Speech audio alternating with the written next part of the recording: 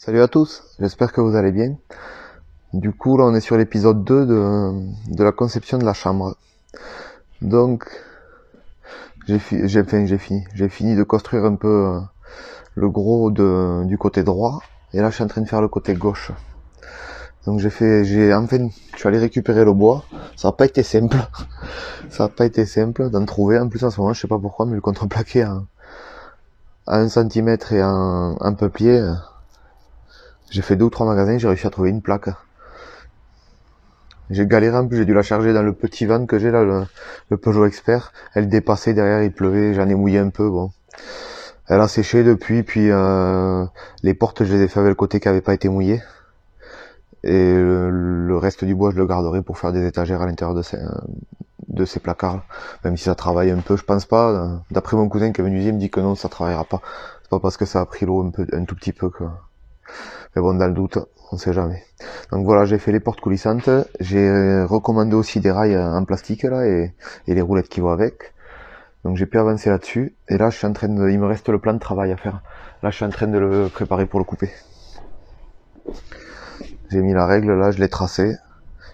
Il est pas tout à fait, enfin, les deux côtés sont différents vu que j'aurai pas les mêmes choses dans les placards.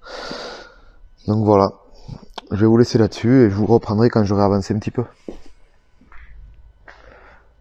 Allez, à tout à l'heure.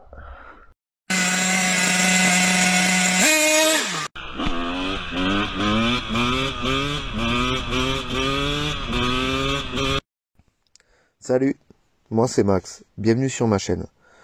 Je vais tenter de te résumer en quelques secondes le principe de ma chaîne.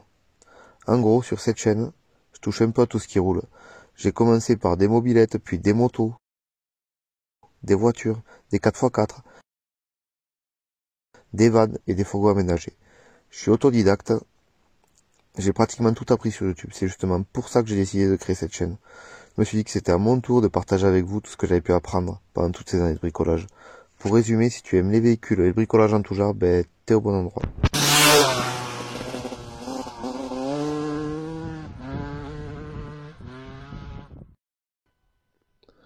Donc voilà, j'ai avancé, du coup j'ai fait mon deuxième plan de travail.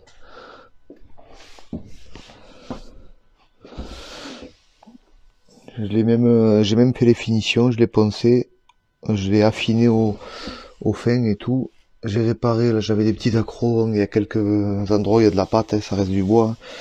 C'est pas une matière parfaite. Et j'ai fait la finition aussi sur celui-là.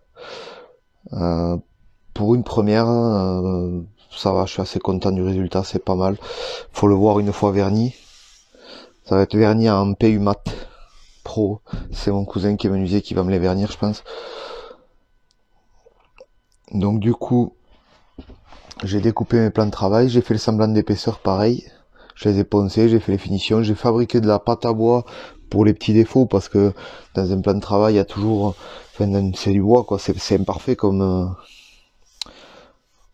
matière, hein. Quand on fait des plans de travail comme ça, il y a toujours des petits trucs qu'on peut pas rattraper forcément autrement qu'avec de la pâte à bois. Donc ce que j'ai fait, j'ai récupéré la poussière de ponçage j'avais vu ça dans une vidéo sur TikTok ou un truc comme ça. J'ai récupéré la poussière de ponçage, je l'ai mélangé avec de la colle à bois et j'ai fait une espèce de pâte à bois. Bon, ça met 2 heures à sécher par contre, mais bon, ça m'a rattrapé quand même pas mal des petits défauts. Là, ils sont pas trop mal, ils sont pratiquement prêts à être vernis. Il me reste à faire les morceaux de bois ici, là, voir si je les fais qui se clavent là-dedans, là. Et avec un vis en haut ou un vis au milieu et un vis en haut. Voir si je fais un petit coup de défonceuse là pour y faire une encoche. Donc avant de les amener à vernir, je vais quand même finir ces morceaux là, pareil là. Là j'en ai un, il est un peu complexe, il y a plein de prises dedans et tout, donc je vais le faire, je le ferai avant de l'amener à vernir. Donc après bon, mais du coup j'ai pu faire mes portes. Ensuite j'ai fait l'aération basse. Attendez, juste je vais attraper la lampe pour vous montrer. Hop.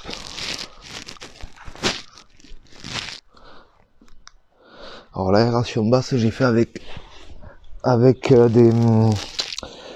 des sorties de Webasto. Voilà.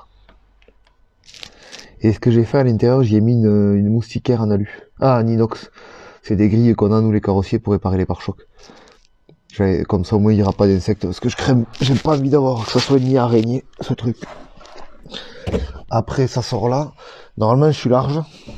Je suis large parce que j'ai fait l'aération comme s'il faisait 18 mètres carrés. Je me suis trompé avec les mètres cubes. Donc, je l'ai fait assez large. J'ai traité, bien sûr, contre la corrosion et tout. Et après, j'ai ce système-là. C'est un Y de Webasto que j'ai modifié. Hop. Comme ça, j'ai deux clapets même. Bon, avec, je me servirai que celui-là d'en haut. Je pourrais régler. Hop. Je pourrais régler l'arrivée d'air comme ça avec. Et là, pour le modifier, c'était un Y. Je l'ai coupé et j'y ai mis. Alors, j'ai cherché un bouchon, un peu de tout pour arriver à avoir un diamètre qui soit bon. Et j'ai trouvé que ça, une boîte de plomb. Le couvercle est une boîte de plomb de 4,5 de carabine à air comprimé. Du coup, j'ai mis ça, j'ai mis 2 rivets, enfin 4 rivets. Et là après, quand je le mettrai en place, j'y ferai un petit joint PU noir là, histoire que ça soit bien étanche. Et en plus, ce qu'il y a de pas mal, c'est que j'ai une petite patte là sur le côté qui me permettra de le fixer au plancher. Comme ça, je pourrais, parce que là, ça force un peu là, ce système là de clapet, il faut quand même que ça tienne bien. Donc j'y ferai une équerre là que je reviendrai fixer dans mon parquet. Et après, ça sortira ici. Il y aura une petite gaine souple là. Et là, ça sera collé et avec une équerre dans le plancher. Et ça sort ici. Ici, moi j'ai du dégagement, ça sera juste en dessous du lit, quoi. Voilà, j'ai un peu de dégagement. Donc l'aération basse, c'est bon. Les aérations hautes, c'était bon. Moi, je les ai fait avec les lanterneaux. Je les ai fait en ventilation permanente. Je les ai modifiés pour les faire en ventilation permanente. Ensuite, j'ai installé les remplissages de réservoirs. Voilà. Après, j'ai vraiment horreur de tout ce qui est matériel de camping-car et tout. Je trouve que c'est dégueulasse. Donc du coup, j'ai fait. Et puis bon, là, c'était des trucs à clé. Donc j'avais une clé là, une clé ici, d'ailleurs que j'avais pété dedans, et une clé ici. Et avec les portes en plus, si je les laisse dessus, j'arriverai à les péter. Et celle-là, je l'avais pété comme ça là. J'avais dû laisser ça ouvert, je crois même. J'avais laissé ça ouvert et en fermant, j'ai pété la clé dedans. J'ai réussi à la sortir. Donc ce que j'ai fait, j'ai enlevé la clé et j'ai mis j'ai fait des petits tampons avec les chutes du plan de travail. Comme ça, plus de clés.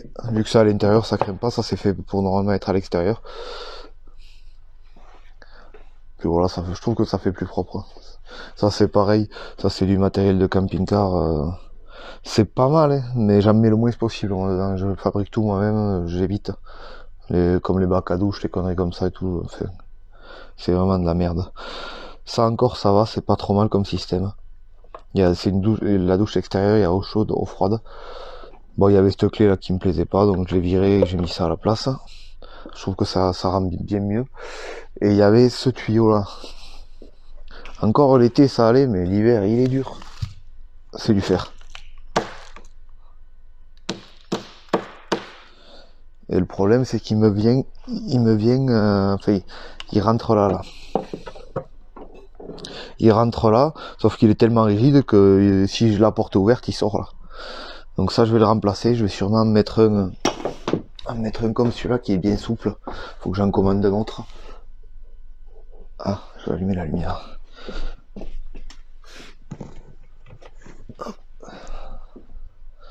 Ouais, mettre un comme ça là. Je vais essayer de m'en trouver un comme ça. Comme ça, il me prendra pas de place dans le. Ceux-là, ils sont bien souples.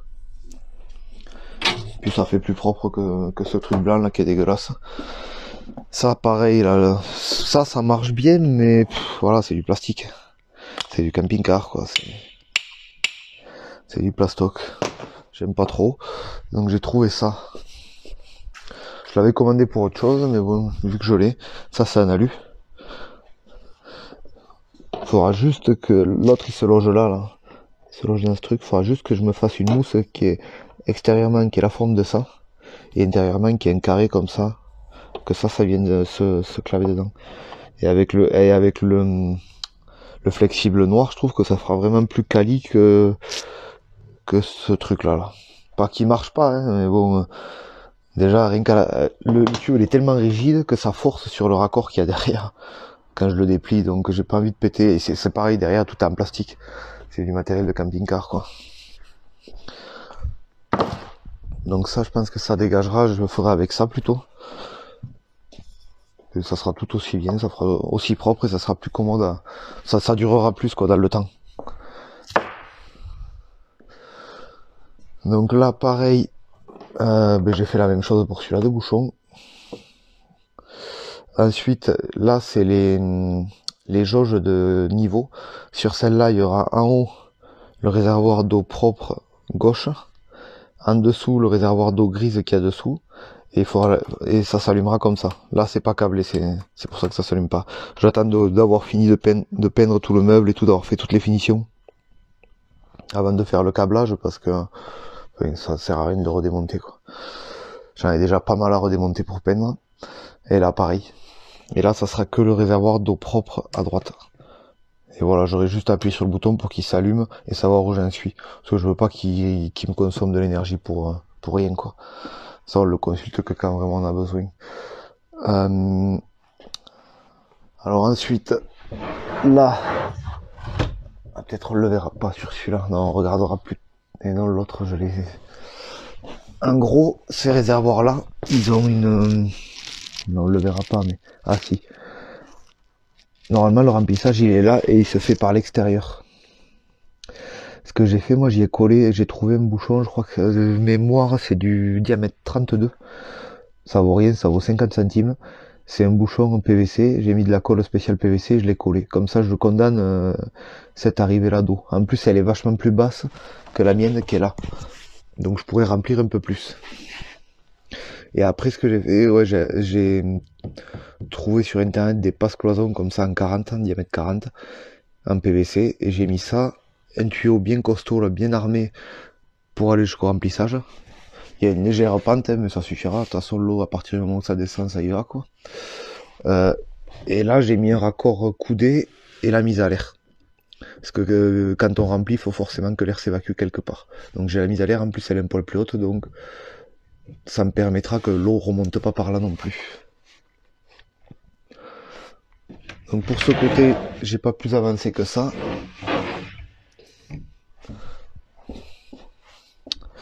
Et de ce côté, hop, bon, c'est une ébauche, c'est vraiment brut, il n'y a rien de fini. Toutes les finitions, je vais les faire après, là c'est vraiment de la construction brute. Mais en gros, je me suis fait une étagère pour mon casque.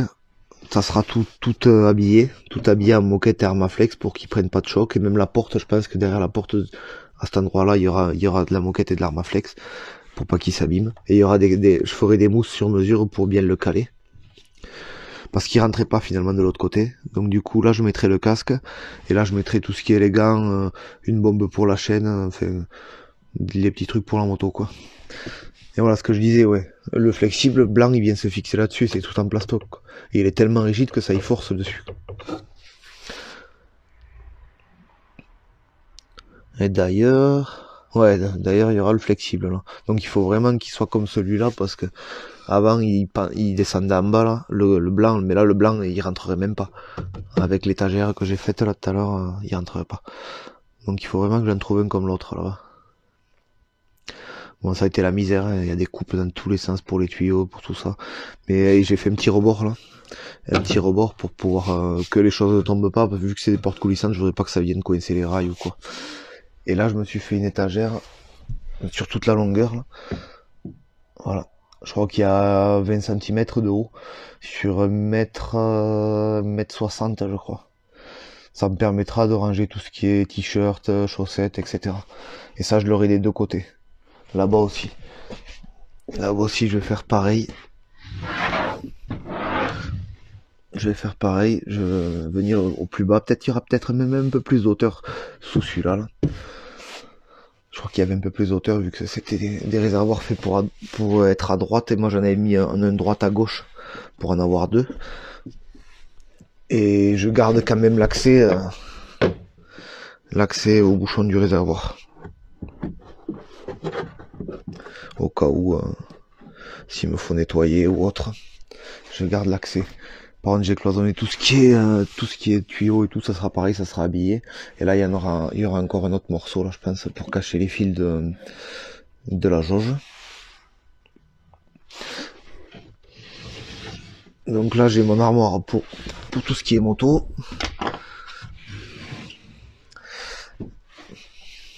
Et là, j'ai tout habillé le réservoir. Et pareil, là, il y a l'étagère qui vient jusqu'ici. Avec le rebord, toujours pareil, un rebord, parce que si je mets des fringues là en roulant, si elles commencent à descendre, à se coincer, enfin, ça évitera qu'elles bougent. Ça évitera que j'ai des choses qui tombent dans les rails. Et là, de toute façon, au niveau du filtre, je pouvais pas, parce que j'ai la porte, elle passe juste. Je pouvais pas l'habiller. Mais de toute façon, je voulais pas, parce qu'il faut quand même que je puisse les changer de temps en temps et regarder leur état, quoi.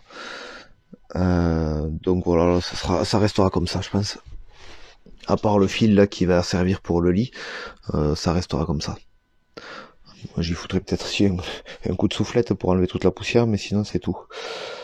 Du coup, on a fait un peu le tour de tout ce que j'avais pu avancer ce week-end là, sur ça.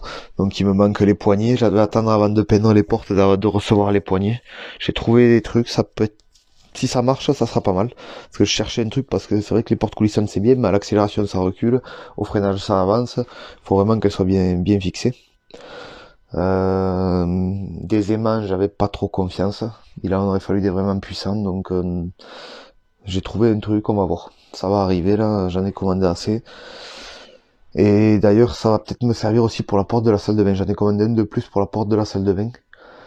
Parce que là j'ai le verrou quand la porte est ouverte, mais j'ai rien encore pour quand la porte est fermée. Enfin, quand on est à l'intérieur, on peut la fermer. Là j'ai fait un deuxième trou de l'autre côté, ça ferme et tout, y a pas de souci. Et là j'ai les deux tuyaux pour l'autre côté. J'ai déjà fait du remplissage, je les ai juste enlevés là pour pouvoir faire le meuble. Donc à voir si ça marche, je ferai pareil. Je mettrai la même chose que là sur la porte de salle de bain. Ça me permettra de pouvoir la fermer de l'extérieur. Donc voilà, là j'en suis là. Hop. Donc ça commence un peu à ressembler à une piole. Bon, et bien sûr, c'est vraiment que de la construction, rien n'est fignolé. Là, c'est pareil, tous les morceaux de bois, je vais les reponcer, les ajuster et tout, avant de mettre le revêtement dessus. Je vais les lisser, etc., quoi. Et ça, je pense que ça sera noir. Tout ça, ça sera noir. Comme ça ressortira bien, ces petits trucs là. Et le reste, ça se fondra un peu dans le truc. C'est pour ça que j'avais tout pris en noir, les grilles, etc., les remplissages et tout. Donc voilà, je vais vous laisser là-dessus. Du coup, je pense que je vais faire 3 épisodes sur la chambre. Je vais faire celui-là, à peu près, je pense qu'on va en rester là pour cet épisode-là. Et j'en ferai un quand j'aurai un peu plus avancé, voire fini le coin de nuit. Donc voilà, n'hésitez pas à vous abonner si ça vous dit de voir la suite, et à la prochaine.